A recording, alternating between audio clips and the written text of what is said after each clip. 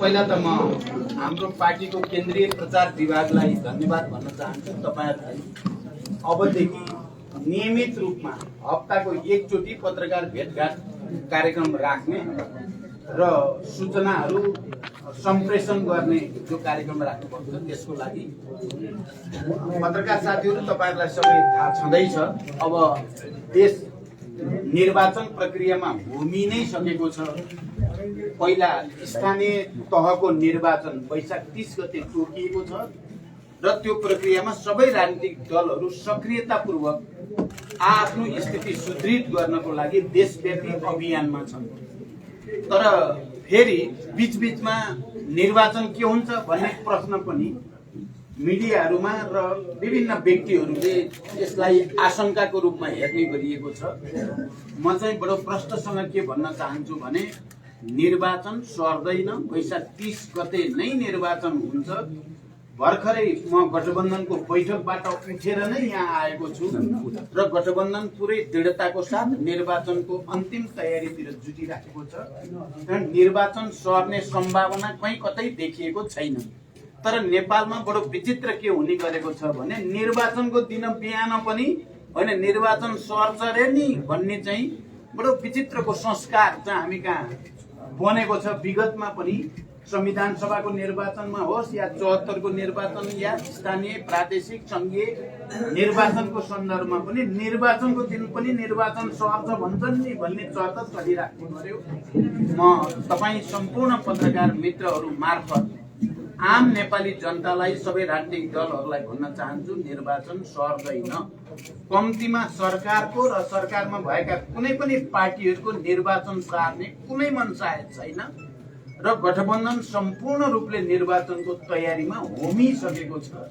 म तपाईहरुलाई यो पनि जानकारी गराउन चाहन्छु आज हामी बेलुकासम्म देशका 6वटै महानगरपालिका र 11वटै उपमहानगरपालिकामा गठबन्धनको बीचमा समझदारी बनाउने हामी चाहिँ प्रयासमा छौं र झन्डै महानगर टुङ्गिनीको नजिक पुगेपछि म यही पत्रकार सम्मेलन भएको हुनाले उठेर आएको छु। यहाँबाट पनि म सिधै गठबन्धनको बैठकमा जहाँ कार्यदल समेत हामी बैठक बसेका छौं। मलाई विश्वास छ आज बेलुकासम्म हामीले महानगर र उपमहानगरपालिकामा गठबन्धन भित्र गरिने तालमेल बारे एउटा निष्कर्षमा पुग्छौं। त्यसपछि नगरपालिकाहरू र गाउँपालिकाहरू यो सबैको निम्ति हामीले अधिकार प्रत्यायोजन गरेर तल दिएकै छौं र आज बेलुकासम्म तलको सम्पूर्ण रिपोर्टहरू केन्द्रित गर्ने र सकेसम्म भोलिसम्म एउटा निष्कर्षमा पुग्ने हाम्रो कोसिस छ। कारण मैले दुईटा कुरा बडो प्रष्टसँग भन्न चाहन्छु निर्वाचन सर्दैन। जति मिडियामा आएको छन् त्यो अनुमानकै भरमा आएका छन्। यो कुरा पनि म तपाईहरुसँग फेरि एकचोटि दोहोर्याएर भन्न चाहन्छु 2-3 महिना अगाडि हामीले संविधान र कानूनको अन्तर्विरोधको सन्दर्भमा छलफल अवश्य गरेका थियौं।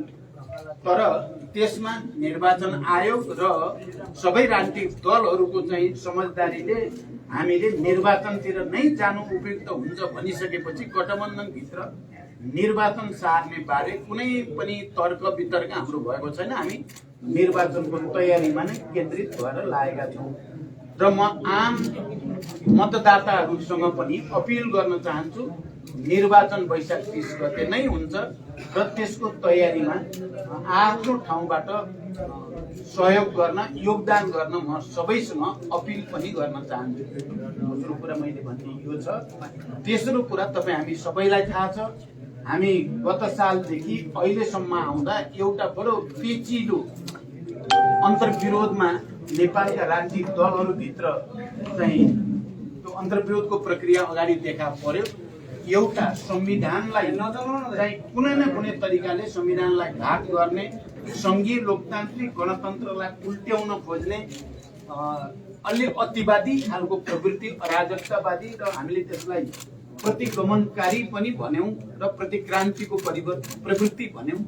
त्यो प्रवृत्ति देखा पर्यो र त्यसका विरुद्ध संघर्षको स्थिति भयो। त्यही संघर्षको क्रममा गठबन्धन तयार पनि भयो। सडक संघर्ष हुँदै गठबन्धन हुँदै अदालत र राष्ट्रपति कार्यालयसम्म गइसकेपछि एउटा नयाँ सरकार आयो, यो हामी सबैलाई थाहा भएकै कुरा हो। र अझै पनि सङ्घीय लोकतान्त्रिक गणतन्त्र, समावेशी समानुपातिक प्रणाली र धर्मनिरपेक्षतालाई कुनै न कुनै रूपले उल्ट्याउन चाहने प्रवृत्ति अहिले पनि देखा परेको छ।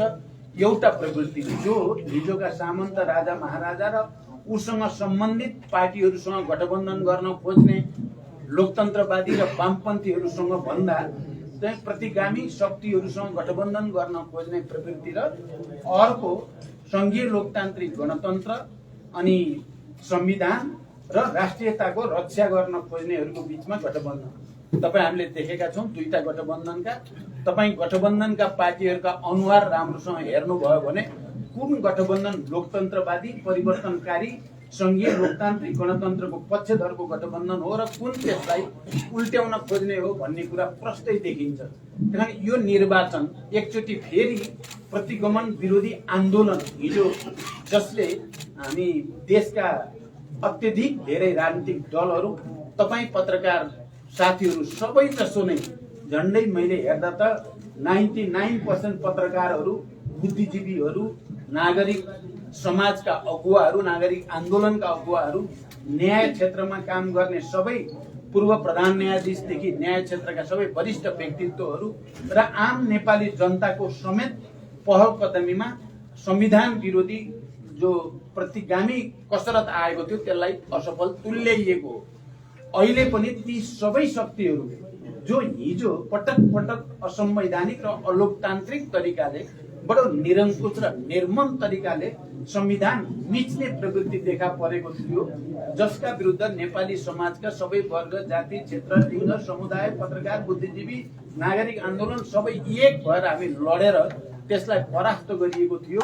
अहिले पनि आउने स्थानीय तहको निर्वाचन, प्रादेशिक र सङ्घीय निर्वाचन सबैमा पनि त्यो प्रवृत्तिलाई परास्त गर्ने र परिवर्तनका पक्षधर, प्रगतिका पक्षधर, सङ्घीय लोकतान्त्रिक गणतन्त्रका पक्षधर शक्तिहरू जसले संविधानको मर्म र भावना अनुसार समाजवाद उन्मुख राज्य निर्माणको कुरा गरेको छ र तलैदेखि जनताका आधारभूत समस्याहरू समाधान गर्न, जनताको घर दैलोमा, किन सङ्घीय लोकतान्त्रिक गणतन्त्र या संविधान सभाबाट संविधान निर्माणको प्रक्रिया आफैमा एउटा प्रगतिशील कदम भए पनि जबसम्म नेपाली जनताको घर दैलोमा चाहिँ समृद्धिको उज्यालो पुग्दैन तबसम्म जनता सन्तुष्ट हुने हुँदैन।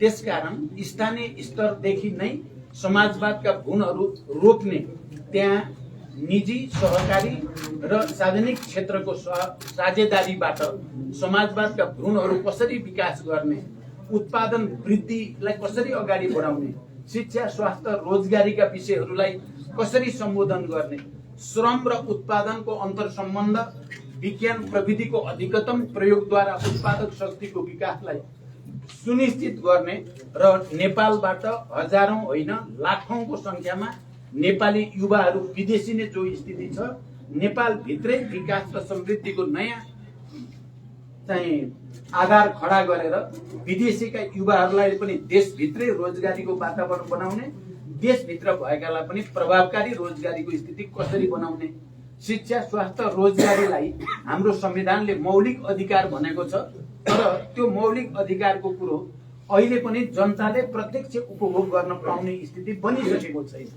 त्यसको निम्ति आवश्यक कानुनहरू बनाउने र आम नेपाली जनतालाई शिक्षा, स्वास्थ्य, रोजगारीमा उनीहरूको पहुँच, राज्यद्वारा उनीहरूको अधिकार सुनिश्चित गर्ने कुरा पनि यो निर्वाचनको एउटा प्रमुख मुद्दा हुँदैछ।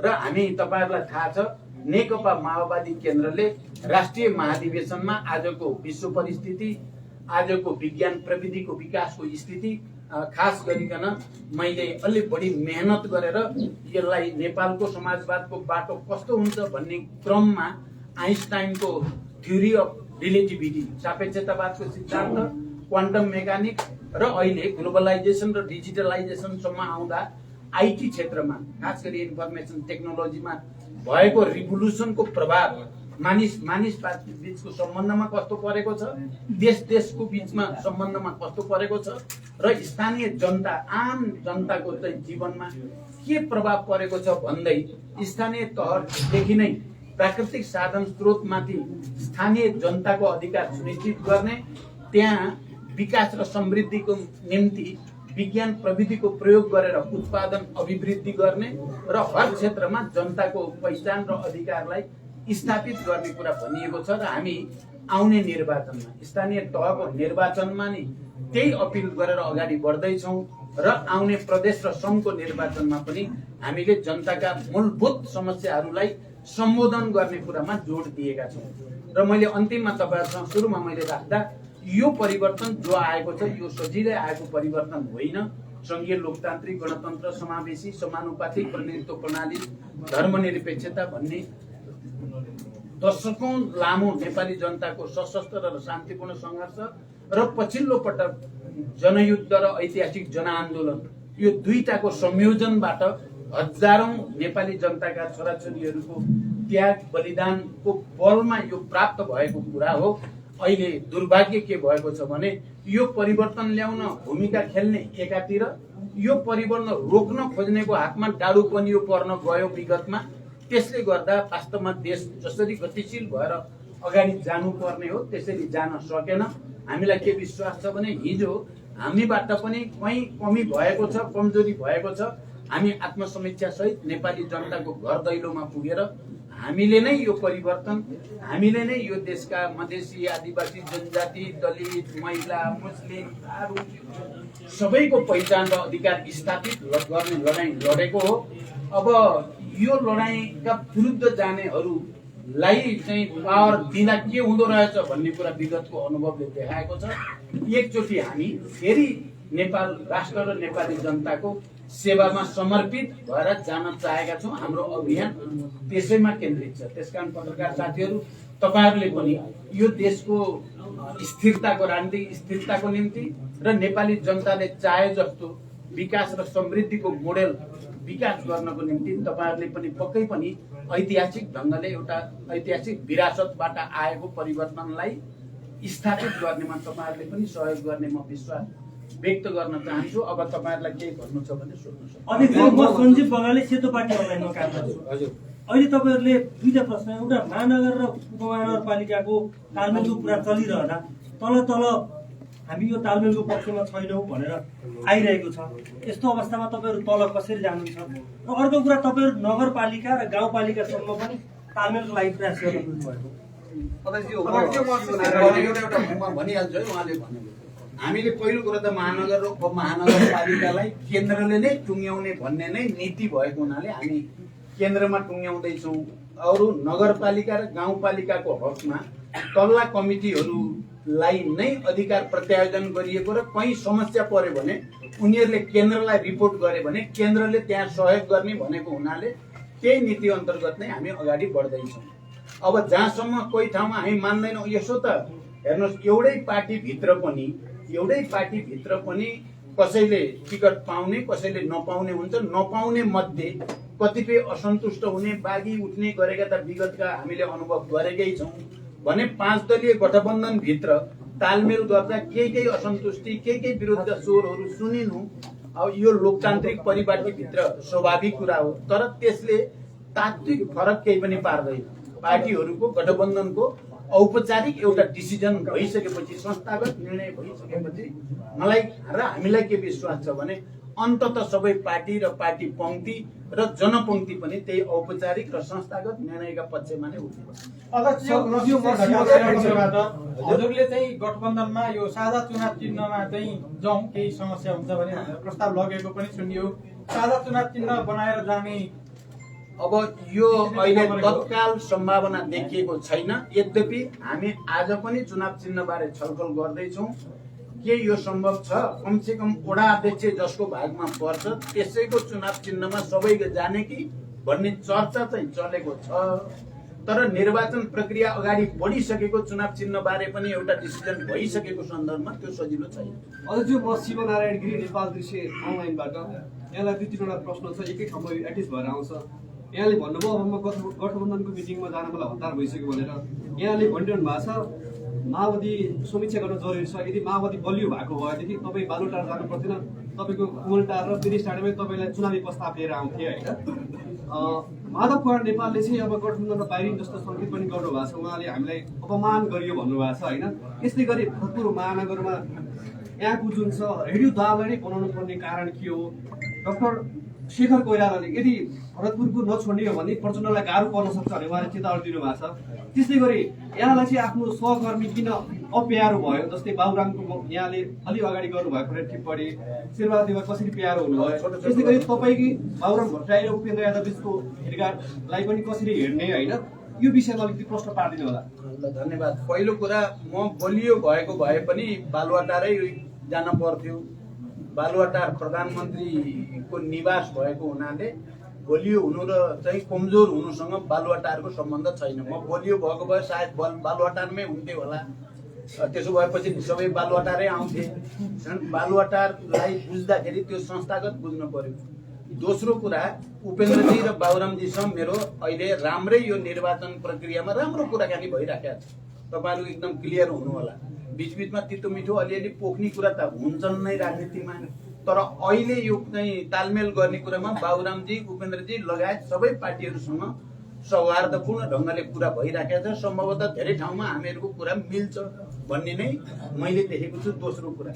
तेस्रो कुरा, भरतपुरै नभई भएन, रेणु नै नभई भएन भन्ने हाम्रो कुनै अडान होइन। तपाईँहरू प्रष्ट हुनु होला। अघि भर्खरै पनि 6वटा महानगरपालिका छन्।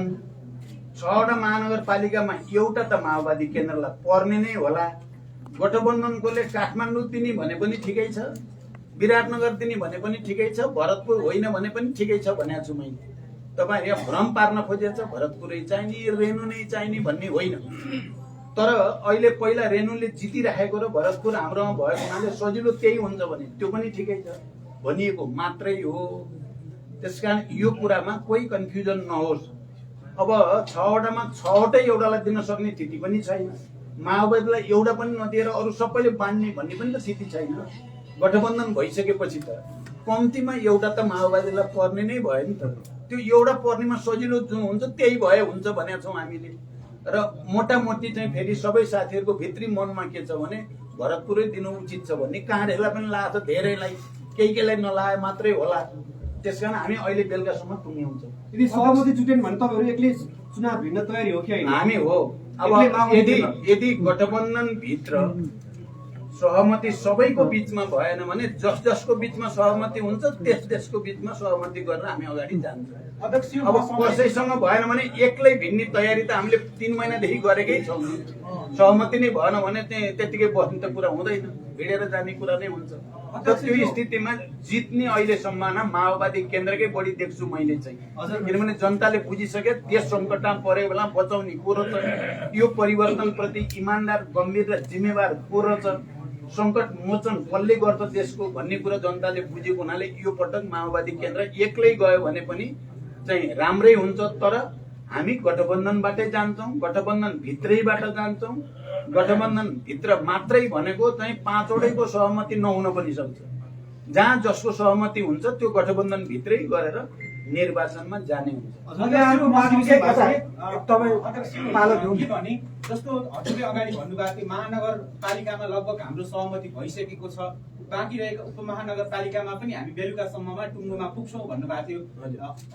यसरी हेर्दा कसरी सहमति को नजिक हुनुहुन्छ, कसरी तालमेल गर्ने कुरा भएको छ? र अर्को कुरा भनेको उतापट्टि नेकपा एमाले राप्रपा नेपालसँग तालमेल गर्ने निर्णय गरेछ, त्यस्तै परिवार दल भन्नेसँग, र अर्को गोविन्द राज जोशी समूह जुन तनहुको नेता हुनुहुन्छ, कङ्ग्रेसको पूर्व नेता भनौँ, उहाँसँग पनि तालमेल गर्ने निर्णय गरेछ। यसलाई कसरी हेर्नु भएको छ? मैले अघि नै भनिसकेँ, एउटा गठबन्धन यही गठबन्धन भयो, अर्को गठबन्धन होली वाइन कुरा भन्नुभयो त सबै राजावादीहरू सबै खालका बनेको हुनाले कुन प्रगतिशील लोकतन्त्रवादी गठबन्धन हो, वामपन्थीहरूको चाहिँ वर्चस्व भएको हो, कुन होइन भन्ने कुरा त छाङ्गै देखिएकै छ। यो पहिलो कुरा। दोस्रो कुरा, गठबन्धन भित्र हामीले महानगरपालिकाकोमा अहिले भएको पछिल्लो छलफल तपाईँहरूलाई म प्रष्टै भन्न चाहन्छु। 6वटा महानगरपालिका मध्ये नेपाली कङ्ग्रेसले 3टा महानगरपालिका लियोस्, 3टा चाहिँ माओवादी केन्द्र, एकीकृत समाजवादी र जनता समाजवादी पार्टीले एउटा लियो भने यो न्यायपूर्ण हुन्छ र चुनाव जित्न सजिलो पनि हुन्छ। भन्ने लाइनमै छलफल भएको छ। मैले भनेको यही लाइनमा करिब करिब हामी निष्कर्षको नजिक छौँ भनेको हो। उपमहानगरपालिका पनि यही लाइन भित्रपट्टि तपाईँले जस्तो महानगरपालिकाको बाँडफाँडको मोडेल सुन्नुभयो त्यही मोडेल भित्रबाट उपमहानगरपालिका पनि टुङ्ग्याउने हाम्रो प्रयास छ। अन्तिम एउटा प्रश्न म श्यामसुन्दर पुडासेनी नेपालभिउज.com बाट। यहाँले अघि नै जनतालाई अपिल गर्नुभयो 2वटा गठबन्धन छ, तपाईहरुले विचार गर्नुहोस् 2वटा गठबन्धनमा कुन उपयुक्त हुन्छ भनेर। यहाँले भन्नुभयो संघीय लोकतान्त्रिक गणतन्त्र उल्ट्याउने प्रतिगामी र राजा महाराजा सामन्त जोडिएको एउटा गठबन्धन एउटा अग्रगामी यहाँहरूको गठबन्धन भन्नुभयो। यहाँहरूको सत्तारूढ गठबन्धनमा राष्ट्रिय जनमोर्चा छ जो संघीयता विरोधी हो र अर्को झापामा यहाँले गठबन्धन गर्दै हुनुहुन्छ राष्ट्रिय प्रजातन्त्र पार्टी जो गणतन्त्र विरोधी हो, संवैधानिक राज संस्था चाहिन्छ भनेर। तपाईहरुले फेरि भन्नुहुन्छ कि अर्को पक्षलाई चाहिँ सामन्ती राजा महाराजा जोडिएको र गणतन्त्र उल्ट्याउने षड्यन्त्र प्रतिगामी भनेर अरूलाई आरोप लाउनुहुन्छ। यो कसरी सम्भव भयो? अनि अर्को भनेको गठबन्धन दलमा सहमति भएन भने गठबन्धनमा भएका दलसँग मित्रवत प्रतिस्पर्धा हुनेछ यहाँहरूले भन्ने आउनु भएको छ।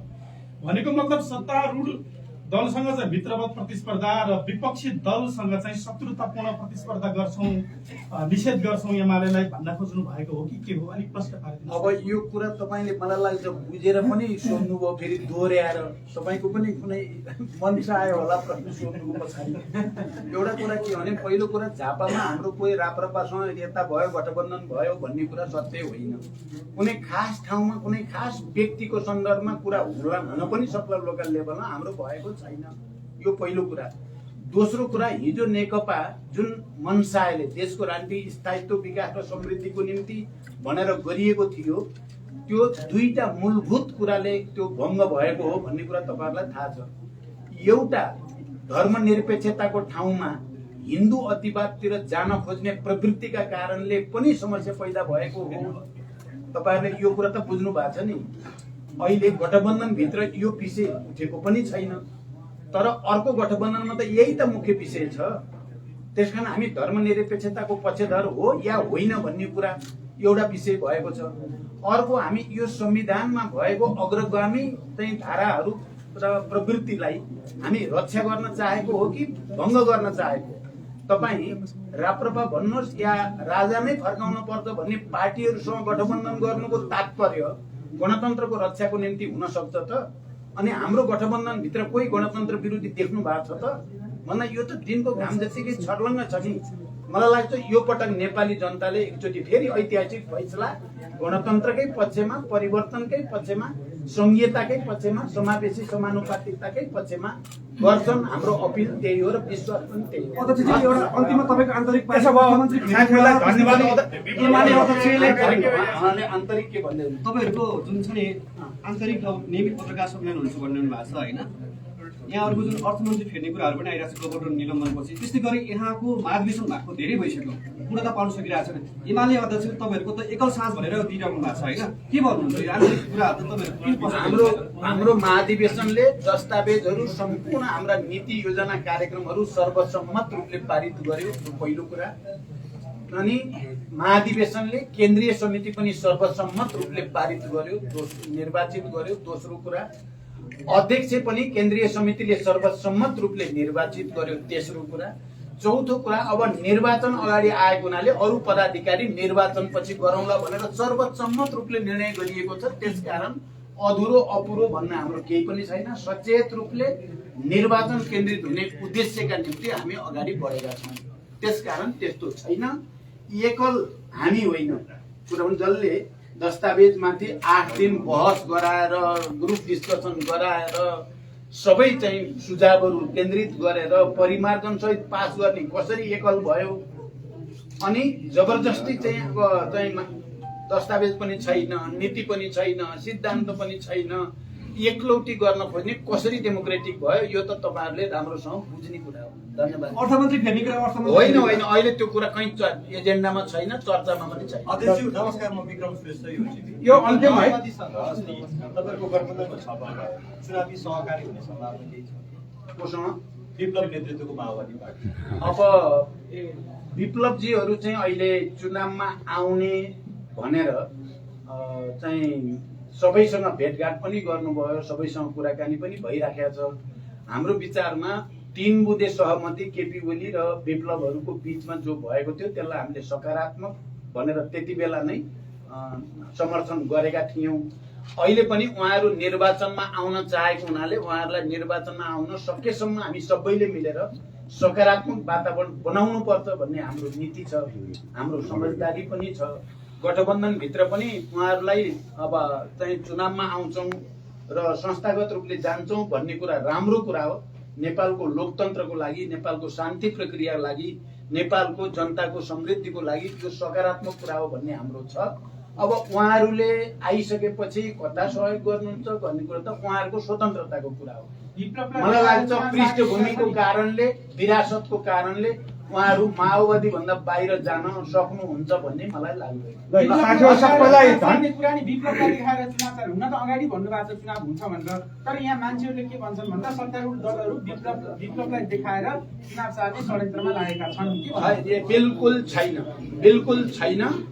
कुरा भन्नुभयो त सबै राजनीतिक दलहरूले त्यही कुरा, विप्लवहरूले राष्ट्रपतिसँग भेटेको हामीलाई थाहा छ, निर्वाचन आयोगमा गएर भेटेको पनि हामीलाई थाहा छ, अनि बालकोट गएर केपी ओलीलाई भेटेको पनि हामीलाई थाहा छ। चुनाव सार्दिन पर्यो भनेर उहाँहरूले भन्दै गर्दा हामी देशभरि चुनावी अभियानमा हिँडिरहेका छौँ, यो तपाईँहरूले देखिराख्नु भएको छ। त्यसकारण हाम्रो कुरा उहाँहरूलाई देखाएर चुनाव रोक्ने होइन, उहाँहरूलाई पनि चुनावमा आउने वातावरण कसरी बनाउने सकारात्मक ढङ्गले सोच्नुपर्छ भन्ने मात्रै हो। यसमा कोही भ्रम नपरोस्। धन्यवाद साथीहरूलाई।